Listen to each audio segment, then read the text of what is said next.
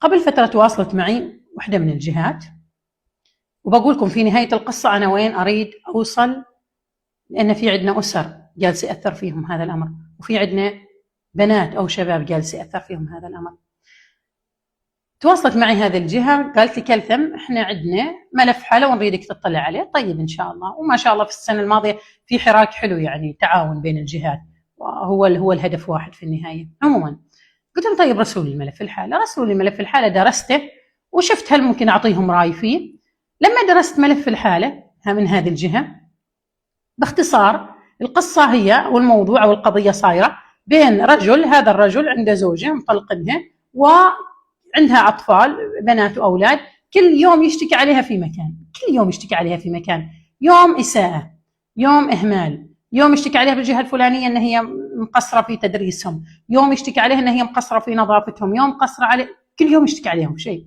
سبحان الله ذكرني بكم قضية يعني كانت مرة علي قبل بتشابه تفاصيل. عموما قلت لهم ما علي حددوا لنا موعد نجلس مع الرجل أجلس مع المرأة، لربما لعل الله يحدث بعد ذلك أمرا. حددوا لنا المواعيد وجلست فيها مع في البداية الأم اللي هي الزوجة. قلت شو اللي صاير بينكم؟ قالت لي هذا رجل ظالم، هذا رجل نرجسي، هذا رجل شوفي يعني أنا إذا الحين مطلقة وهو كذي، فما بالكم لما أنا كنت عايشة معاه بهذاك الوضع يعني اللي أنا فيه. هذا رجل ما يخاف الله، هذا رجل يعني ما في خير، وغيره من المواضيع. جلسنا معاها، طلعنا من عندها أكلم الرجل. لليوم أذكر هذاك الرجل، ولليوم أذكر جلسة هذاك الرجل. كان جالس كذا بكل عنفوانه يقول لي أنا فقلت لك ليش تعمل هكذا وكذا، وأنت كل يوم تشتكي مكان، وأنت تعبت هذه المرأة وتعبت الأطفال. لليوم أذكر كلمته، يقول أنا ما عندي شيء، أنا فاضلها هذه المرأة، ما عندي شيء. أنا من حقي أشوف نظافة أولادي، من حقي، لأنه هو حاول يحصل على الحضانة وما وجدها. أنا لأنه هو اللي طلق الأم، فأنا من حقي يقول إني أنا أشوف نظافة أبنائي، أشوف مستواهم، أشوف حياتهم، أوضاعهم الاجتماعية وغيرها من المواضيع. لما خرج هذا الرجل أنا أذكر الكلمة اللي سمعتها عنه، كان يقال عنه أنه هو وحش. يا الله هذا كيف وحش، ما في قلبه رحمة، كيف هذا الرجل قاسي، كيف هذا الرجل يعمل يعني بهذه المرأة الفقيرة المسكينة كذا.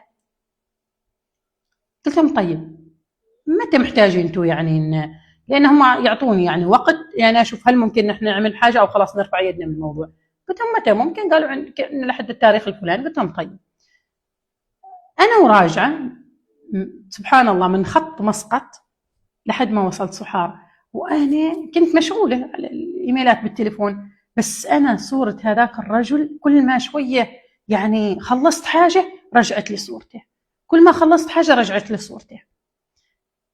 ومثل ما يقول لكم الأمن في عندهم حجز أمني، أيضا الأخصائي اللي تمر عليه حالات كثير كثير يتشبع بالحالات يكون في عنده هذا الحس إن في حاجة خطأ، في إن يعني مثل ما يقولوا there is something wrong، في حاجة خطأ في هذا الأمر. عموما أنا أول ما رجعت انشغلت أول يومين، في اليوم الثالث تواصلت معي إحدى الجهات يعني من دون تحديد جزاهم الله خير، كانوا مشاوريني في حالة قديمة، فيقولوا لي لا احنا طلع وعملنا كذا والابديت صار التحديث كذا كذا كذا. انا استغليت حديثي مع هذيك الجهه، قلت لهم طيب خلصت موضوعنا، الحين انا اريدكم تتاكدوا لي من حاله عندي، في ملف عندي اشتغل عليه، هذا الملف لرجل موضوع 1 2 3 4، اريدكم تتاكدوا لي هذا الرجل هل في له سوابق، لان بمثل هذا الوضع اللي ينذكر النرجسي الظالم الوحش اكيد هو يعني كان ايضا الناس اللي من حوله في مشاكل بينه وبينهم.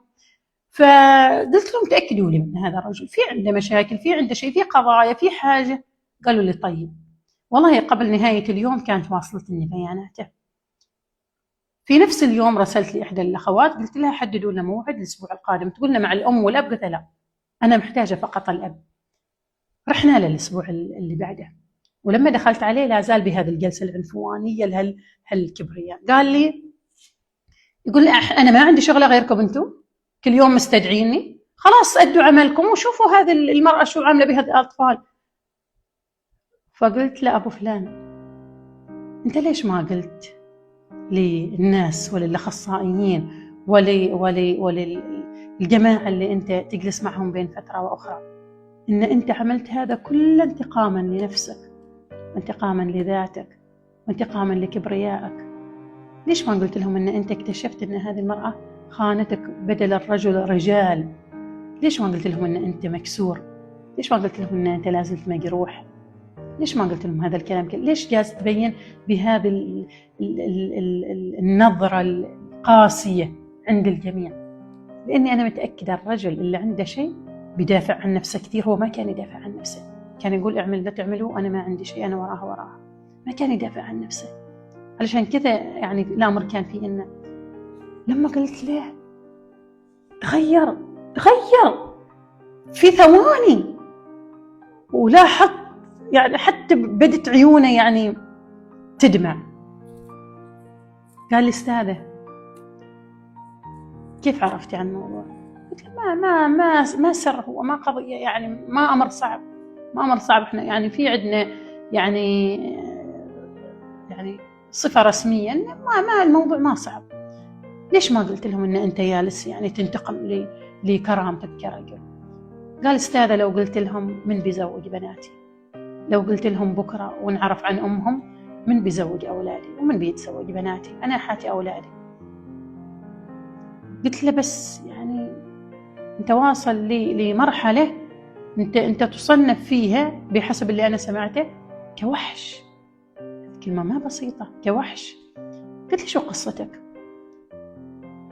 قال لي أنا قصتي أنا تزوجت هذه المرأة وحبيتها قبل الزواج، وتزوجتها، كنا من نفس المنطقة، وتزوجتها وأهلي كانوا رافضين، والدي رافض، أمي رافضة بسبب القبيلة واختلاف القبيلة، وعارضت الجميع لأني أنا ما ألعب، أنا جاي أحب هذه البنت وأريدها، وتزوجتها على مضض من أهلي، ودخلت الجميع، دخلت يعني أهلي، دخلت كبار القبيلة علشان يكلموا والديني ويقنعون. لما تزوجتها وهي صغيرة.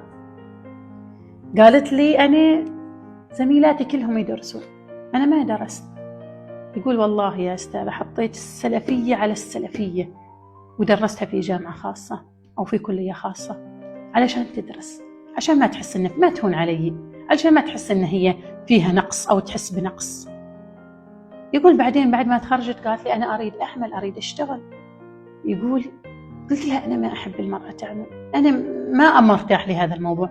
قالت لي أنا أحقق طموحي وأحقق ذاتي وهذا الأمر ما فيه شيء، وأنت إنسان والإنسانة كذا، ويعني بتظلمني بهذا الأمر. قال خفت من كلمة الظلم، ورحت أنا بنفسي سعيت واشتغلت واجتهدت ودخلت وقدمت أوراقها وكلمت لحد ما توظفت في جهة براتب أكبر حتى من راتبي أنا، علشان ما أحس إني أنا يعني قصرت فيها بحاجة.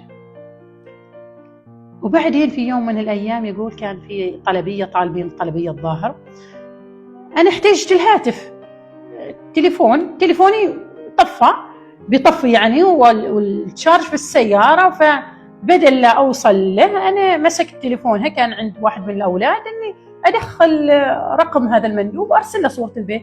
دخلت رقم مندوب، جالس أدور ما أعرف بشو مخزن يعني صورة البيت، فكتبت كلمة البيت في البحث في الواتساب. قال يا ريتني ما كتبت كلمة البيت.